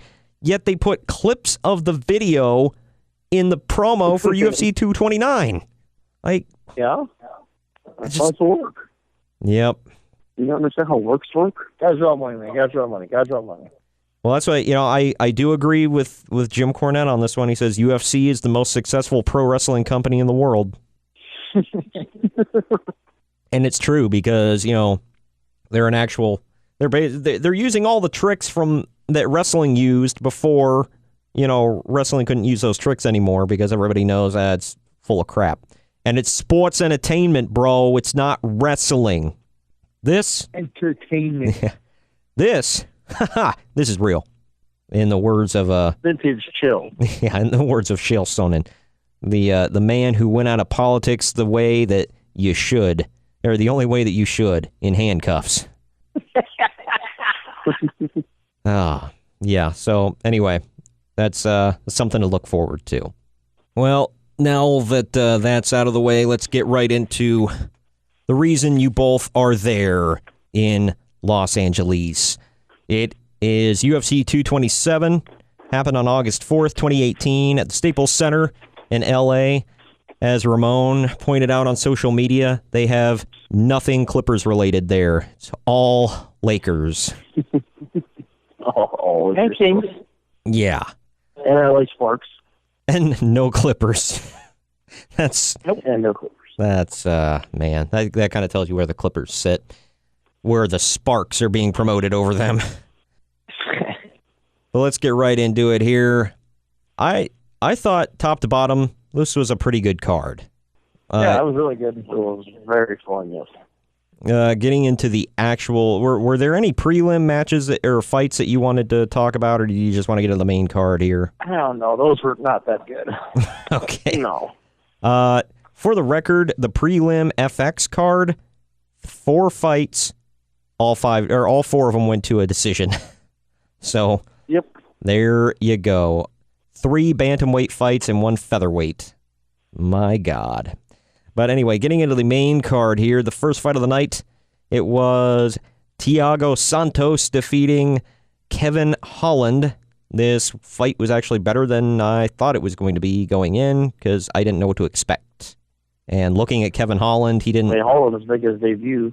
Yeah, looked like a young John Jones at first when he was doing all his dancing and his cartwheeling into the cage.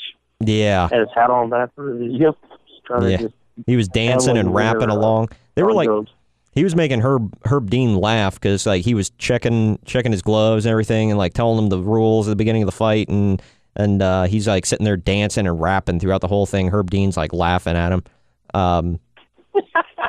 But I gotta see it, but you probably can't see it, but he's actually dancing during Thiago's entrance as well.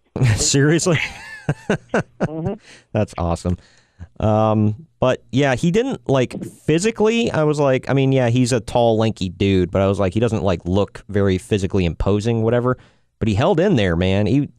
I thought he had some unique defensive maneuvers, like using his long friggin' legs, shoving off of the cage, and to get out of stuff, he was like he was like doing some like break dance, like spinning around with his legs, trying to get out of some stuff on the mat. It looked pretty cool.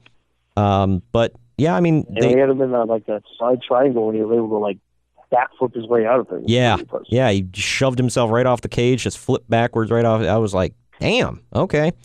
But it went to a unanimous decision in 3 rounds. Thiago Santos won. He won 29-27, 29-27, 29-26. So, but all in all, not a bad fight. Not a terrible debut for Kevin Holland. Was he where did he come from? Dana White's Contender Series. Oh, okay. Yeah, because I was like, that doesn't look like the Ultimate Fighter, like the clips they were showing. I had the sound off, so I couldn't hear what they were saying. I just saw clips. Then we move on to the women's strawweight fight. J.J. Aldrich defeated Polyana Viana via decision, unanimous decision, 29-28, 29-28, 29-27. It was a pretty good fight. I didn't know who either one of these girls were. The card on the pay-per-view for me, though. Yeah, I mean, it wasn't great, especially compared to the other fights, but it was okay. I don't know, man. That Polyana Viana was something else to look at, man. But other than that, moving on. Speaking of something else to look at, I texted you this earlier, Greg, that frickin' Bruce Buffer looked like he should be asking me for a tip after he gets the door for me and carries my bags. He was channeling his inner Craig Sager. Come on, man. Yeah. He looked like the bellhop from the Twilight Zone Tower of Terror. That's what I was saying. He looked like a friggin' bellhop. Like, what are you wearing? Who told you that a red velvet suit looked good, dude? Like, whatever. The featherweight. George Hamilton? Yeah. The featherweight fight on the card here. We got, how do you say the guy's name? Is it Renato or Henato? Hanato. Moicano defeated Cub Swanson. I actually missed most of this fight. You texted me about it when he won in the first round. Only like 3 minutes long. Yeah, 4 minutes, 15 seconds was the official clocked in time. He won via submission, rear naked choke. So, like, the fight started when I went in to do my top of the hour news. Before I was done, he was choked out. So, sorry, Cub Swanson. You're going home. But, yeah. Super over in front of the hometown crowd, and then it just choked out. That's hilarious. Oh, man. I know you guys were probably not too happy about the result of that fight, though. I was a little upset, Yeah. But then we move on to another fight that I'm sure had the crowd on their feet. It was the first of the double main event here. It was Henry Cejudo defeated Demetrius Mighty Mouse Johnson via split decision. It was 48-47, 47-48, 48-47. It went the distance. It should have been 50-45. Cejudo dominated him the whole time. Man, I just... what the heck those judges were watching? Unless they're like really high on defense. Maybe, I don't know. Mighty Mouse got thrown around for the entire fight, basically. Yeah. He landed a couple of head kicks, but other than that, he didn't do really anything. Well, let me ask you guys this, because Mighty Mouse said at the end of the fight he's taking some time off. His wife is having a baby, so he's going to be gone for a while. However, do you think when he comes back, he gets a rematch right away? He should. Yeah, I was going to say, after all those title defenses... Who else is lined up in that division? Yeah. Well, after all those title defenses he's had, I think at the very least he earned it off of that alone. But yeah, he had a million title defenses. That series alone is tied 1-1, so... Right, yeah, get the rubber match in. However, that was already a big enough story as it was, but then at the end of the fight, they interview Cejudo, and he calls out whoever wins the bantamweight title match in the main event. Says he wants to take on either TJ Dillashaw or Cody Garbrandt, and, well, let's just get right into that fight. The bantamweight title fight, main event of the night, TJ Dillashaw defeated Cody Garbrandt via TKO in round 1, 4 minutes, 17 seconds. And he just knocked Garbrandt She's going to give silly. it 2 stars. 2 stars because it happened in Los Angeles. What the hell? Dillashaw just whooped up on Garbrandt, man. I thought it was going to be more competitive than that. Well, Garbrandt gets that solid hit in, and then Dillashaw kind of stumbles, and then that was like really the only offense he got in. Yeah, I know. Because at first I was think like, that he went straight for it. He didn't stop. That was the problem. Yeah, Yep. he threw a wild punch. He gets decked right in the face, and that was pretty much it after that. yeah, he did leave Dillashaw with some battle scars, or a battle scar, I should say. He got a nice little mouse under the eye. But other than that, yeah, Dillashaw just whooped the hell out of him. And he was asked about Cejudo's challenge, and he said he's down for it whenever he wants it. So we could be seeing TJ Dillashaw versus Henry Cejudo whenever they allow them to fight. That December? When is that the MSG card? No, that's November. Oh, okay. What's is December a big card, or is that just, a card? Usually. Okay. Well, that'd be cool if they're both cleared to go by that time, which I don't know why they wouldn't be. Then there you go. I think it doesn't quite have the allure of Johnson and Dillashaw, but at the same time, I mean, if judging by the performances they gave tonight, I think Dillashaw would have cremated Johnson. But, yeah, definitely. Then again, I don't know how Cejudo will hang in there with him either, but we'll have to see. So do you think it'll be they're going wild like Garbrandt? They can be all right. Yeah. Do you think it's going to be a title fight? Random haymakers that aren't landing anywhere. Yeah. Well, do you think it's going to be a title fight? Yeah, I think it's going to be for a Dillashaw title. Okay. Yeah. Well, speaking of titles, I found it a little funny. First of all, Dana White, for some reason, put the belt on upside down on Henry Cejudo, and they called him on it, and they took it off, and they were like, let's get it on the right way. And I don't know if you... I was in distress.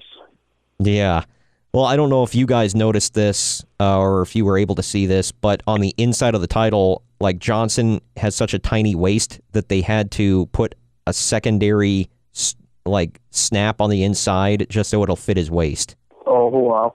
That is shocking. Yeah. It's like the reverse Mark Henry. Yeah, basically. Because I'm looking at that, I'm like, what the hell is... I'm like, oh my God, he was so small, the belt was too big for him. That's crazy.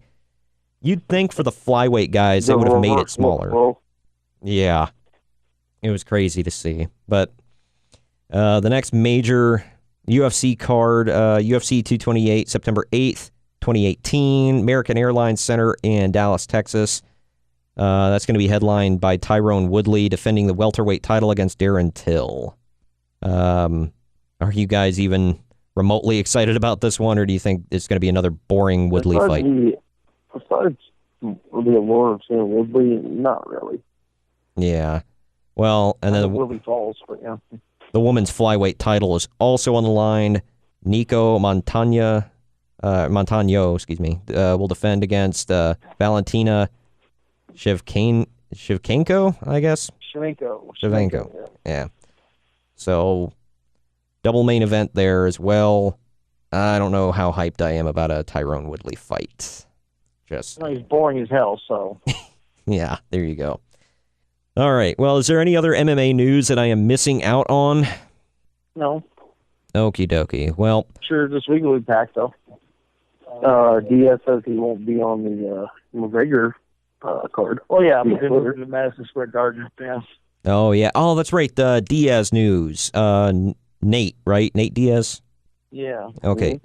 He is, do you say he's officially booked in a fight, or he... Yeah, against Dustin Poirier in the Garden. Nice. The Diamond. Dustin Diamond, baby. Well, there you go. MSG card, Nate Diaz, and Dustin Poirier. Good, should be good stuff. All right, well... Good. You think it's time to do the list there? Rolling Stones? No pop for that one? Come on. I tried to think of something clever. I just couldn't think of anything clever. Sorry. We can't get no bros. I'm really tired. All right. Well, let's get through this then. Bros. All right. Number 10. I said Shawn Michaels versus Razor Ramon, 1995 Intercontinental title ladder match. Wow. Very, very high. Yeah. Or low, I guess. A lot of these, I actually was like, I can't decide between them, but I had to throw a number on them, so they are where they landed. So a lot of them I liked equally. Yeah. Number 9, I said CM Punk versus Brock Lesnar, 2013, the best versus the beast, no disqualification. I thought that was one of Brock Lesnar's better matches that he's had in the last couple of years, or last, I don't know how many years. So that was before he started. Decent. That was right before he started getting super lazy and just doing nothing but suplexes. So that one was actually a good match. Number 8, I said Triple H versus The Rock, 1998 Intercontinental title ladder match. Another IC title. Really liking those ladder matches. I had the same two that you both had. Well, wait, did you have that one on your list, Ramon, or no? No, I did not. Well, it's on 2 out of 3, so as Meatloaf says, 2 out of 3 ain't bad. You got a Meatloaf reference. Oh, my God. I'll do anything for this list, but I won't do that. Wow. Mother of God. Number 7, Bret Hart versus Mr. Perfect, 1991 for the Intercontinental title. And we already talked about how great those matches were. Number 6, I said, and I was here for that one, I was there for this one. John Cena versus Seth Rollins, 2015, title versus title. I would have had it. That was great, John Stewart. Yeah, I was going to say, I actually would have had it higher on the list, but the John Stewart thing just kind of, I still loved it, but yeah, that ending was just like something else, man. Wait, hold on, I'm totally blanking. What was the main event of that one? It's Undertaker. Brock Lesnar. Yeah. Undertaker, Brock. Okay, nice. Yep. But yeah, Greg and I were marking for this. Greg and I were like on different sides of the table for this one because I was wearing my Rollins, he was wearing his Cena, and yeah. So anyway, yeah. Can't think of any clever throwback for that one, so I'm just gonna let it go. There's no comeback. It's just a fact. Go on. Wow. Number 5.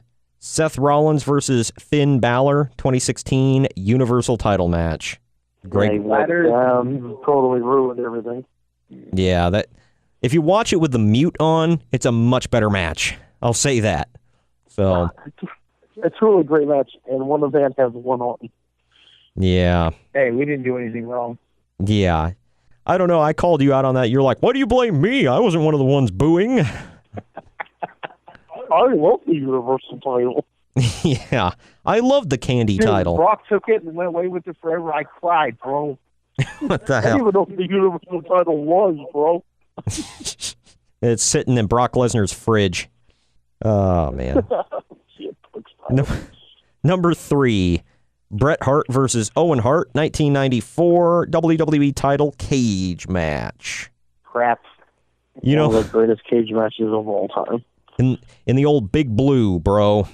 Greg and I were talking, that match went 20 minutes overtime. We were thinking, if that match had went normal time, that would have meant the rest of that 20 minutes would have went to that Undertaker versus Undertaker match, making it like a 30-minute match.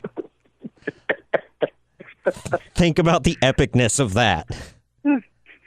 I think Bret and Owen saved us all. If you actually had a real Undertaker versus Undertaker match, like somehow you cloned Mark Calloway and had him face himself, that would be pretty cool. That one would actually be good. This one was crap. Not so much. Number 3, Edge and Christian versus the Dudleys versus the Hardys, 2000 WWE title, or tag team title, TLC. Bro. This one was, Great choice. Yeah, we talked about how amazing those were. And here's what I was talking about. Ramon and I actually had the reverse, but it could go either way. Number 2, I said Triple H versus Shawn Michaels, 2002 unsanctioned street fight. And then number 1, AJ Styles, John Cena, 2016 WWE title. The best match in SummerSlam history. The unsanctioned. I think they're both tied. They're both tied, but I had to put a number on them, so they lie where they lie. It's a New York thing, okay? It's a New York thing. Yeah. Oh, yeah, both are in New York, huh? But that is my list, bro. And, so next week we will go over, instead of the matches that weren't the main event, we will go over the top 10 SummerSlam main events in history next week. Bros, it's going to be good. Oh, yeah. Wow. That was creepy. Thank you both. Got in the Ferris Bueller. Nice. Thank you both for joining me today. Yeah, it was fun. Hey, you're welcome. And we will You're all welcome. Wow. We will catch you all next week. Later. Later. Bye.